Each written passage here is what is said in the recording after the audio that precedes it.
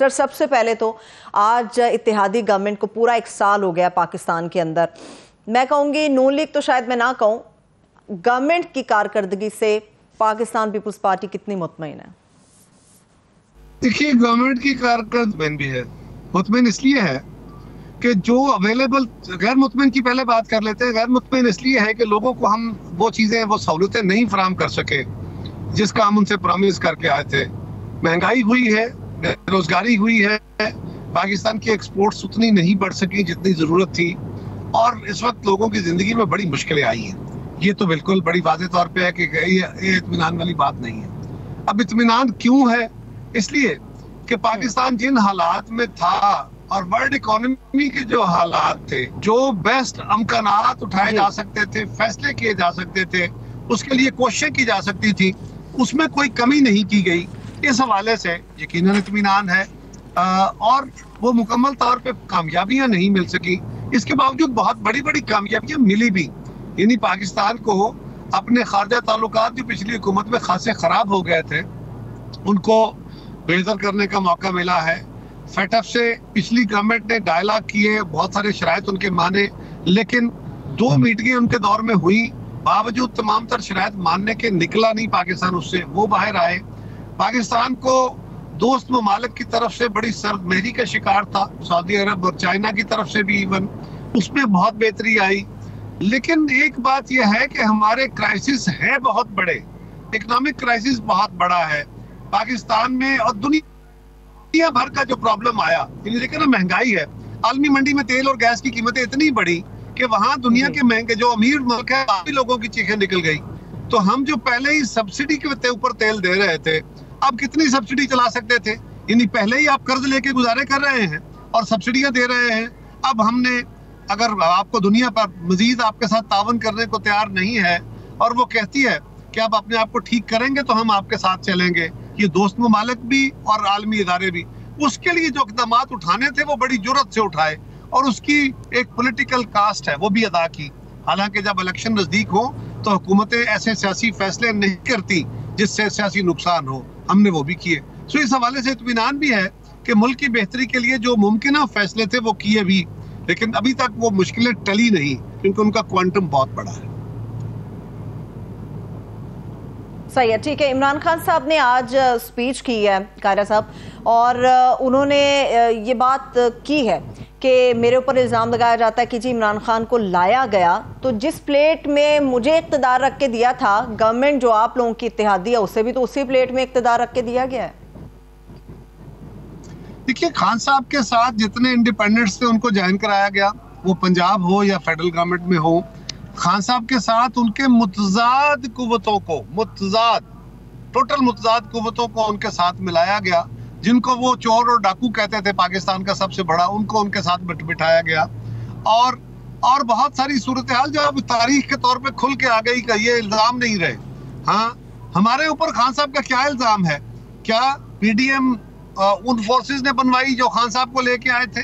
क्या ऐसा कह रहे हैं खान साहब? क्या पीपल्स पार्टी उनके कहने पे इस हुकूमत का हिस्सा बनी है? खान साहब ये कह रहे हैं, या खान साहब ये इल्जाम लगा रहे हैं कि एक आध जमात जो माजी में उनके साथ थी और वो उनसे तंग थी, वो उनसे अलग हुए, क्या उनको फोर्सेस ने अलग किया, या खान साहब के अपने वतीरे उनसे कैसे थे? और राजा रियाज या उनके बाकी दोस्त जो थे, या नूर आलम खान, या इस तरह जो उनकी अपनी जमात के लोग उनसे अलग हुए, वो कब से उनसे नाराज थे?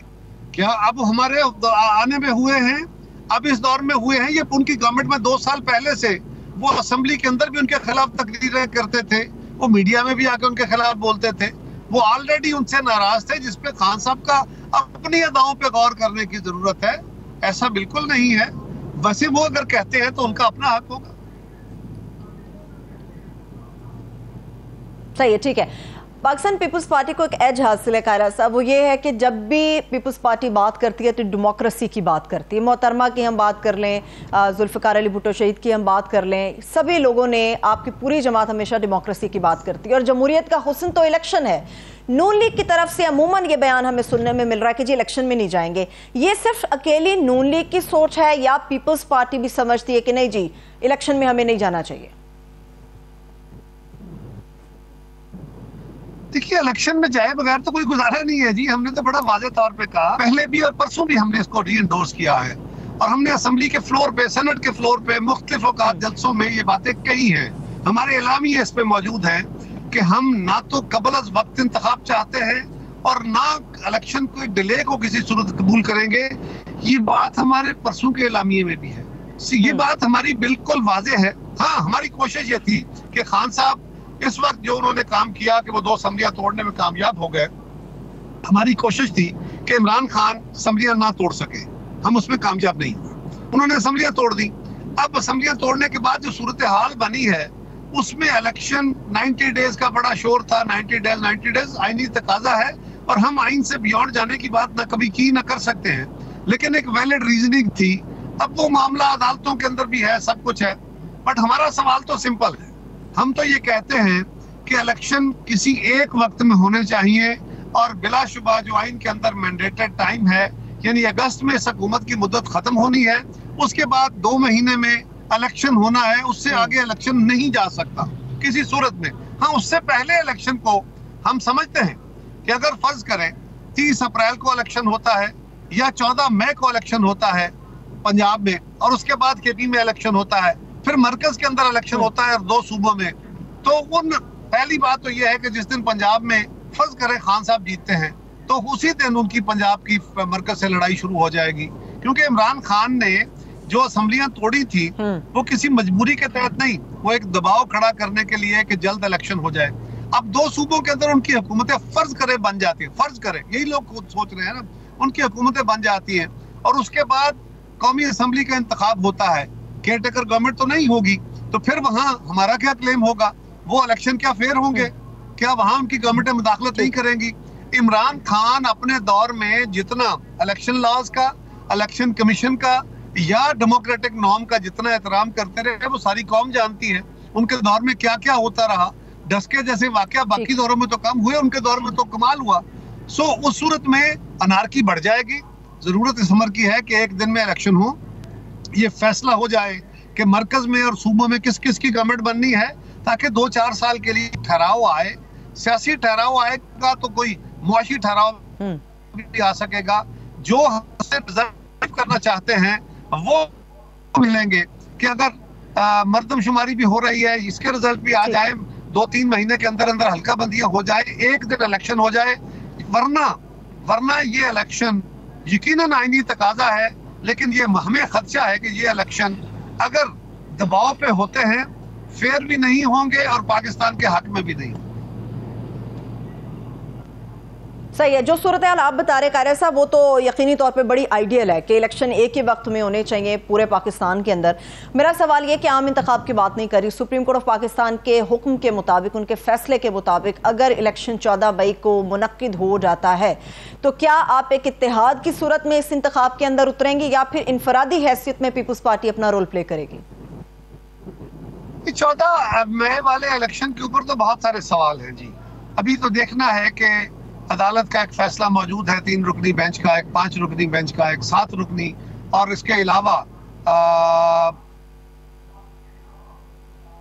बनी पड़ी है।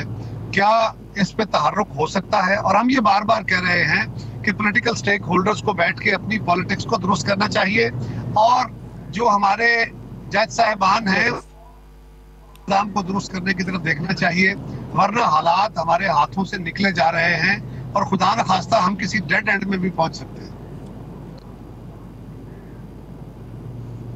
खुदा न खास्ता, खुदा न खास्ता। कारिया साहब मुझे ये भी बताइएगा, इसी सवाल से आगे बढ़ जाते हैं। आसिफ अली जरदारी साहब की शख्सियत की अगर हम बात करें तो वो सुलह जोई के हवाले से उनकी शख्सियत का आंसर वो काफ़ी ज़्यादा गालिब है। कश्मीर के हवाले से एक तकरीब हुई थी जिसमें आपने स्पीच की थी और आपने भी ये बात की थी कि मैं था पीपल्स पार्टी के अंदर या इस गवर्नमेंट के अंदर जिसने सबसे पहले खान साहब से कहा था कि आइए खान साहब बैठते हैं, मिलकर बात करते हैं और इस मसले का हल निकालते हैं। पाकिस्तान पीपल्स पार्टी पहल क्यों नहीं कर लेती? इमरान खान साहब के साथ आप लोग किसी सतह पर मुज़ाकरात शुरू क्यों नहीं करते ताकि बात आगे बढ़ सके? भासिया शाजिया कितनी गालियां खाई हैं। हम तो खैर तारीख में हमें तो बहुत सारों ने गालियां दी हैं और बहुत सारों ने जुल्म ढाए हैं, लेकिन खान साहब से कितनी गालियां खाई हैं, कितनी तलखियां बढ़ गई हैं। हमारे दोस्तों के अंदर भी, हमारे इत्तेहादी जमातों के अंदर भी जो तलखियां बढ़ी हैं वो खान साहब की अपनी ज़बान उनके सोशल मीडिया, उनके मीडिया के अंदर जो माहौल है उसकी वजह से बढ़ी है ना। लेकिन हमने फिर इसी बात का इरादा किया कि ये सारी बातें अपनी जगह, लेकिन अल्टीमेटली हमें इलेक्शंस की तरफ जाना, डायलॉग की तरफ जाना होगा। डायलॉग से ही बेहतरी के रास्ते निकलेंगे और कोई रास्ता नहीं है। और हम तवक्को करते हैं, जरदारी साहब बिल्कुल वो मुफाहमत के बादशाह हैं और वो उनको यही पार्टी ने भी गुजारिश की है हमारी कोर कमेटी के अंदर।